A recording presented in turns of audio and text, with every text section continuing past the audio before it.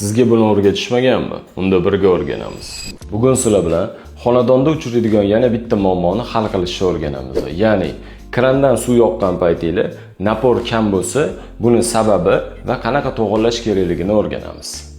Bu masalani hal qilish uchun biz kranni mana bu uchini yechib olishimiz kerak bo'ladi. Odatda bu unaqa qattiq qotirilgan bo'lmaydi. Qo'lda burasa ham yechiladi. Agar qo'lda buraganimizda yechilmaydigan bo'lsa, biz aytsana qanaqadir matoni qo'ygan holda amberda siqib turib burasanglar ham bo'ladi, usti qirilib ketmasligi uchun. Xo'p, yechib olganimizdan keyin buni ichmana bunaqa septichning mayda filtr bo'ladi. Shu yoqqa odatda mayda tosh-posh, qumlar yig'ilib qoladi. Shuni hisobiga bizning kranda naporimiz kam bo'ladi. Buni agar sizlarda tosh-posh, turpoq yig'ilgan bo'lsa, uni bu yoq tarafidan itarsanglar chiqadi. Rezinkasini yo'qotib qo'ymanglar, bir chekkaga qo'yib qo'yamiz. Mana bu qismini eski zubnoy shotkada bu narsada yaxshilab yuvib olamiz va qaytib joyiga yig'ib qo'yishimiz kerak bo'ladi.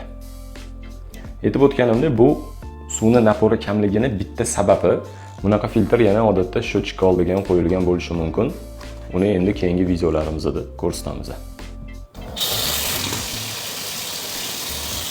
Agar sizlarga ma'lumot foydali bo'layotgan bo'lsa, obuna bo'lib tanishlarga yuborib qo'ying va izohlarda keyingi videolarimda nimani o'rgatishimni xohlayotganinglarni yozib qoldiringlar.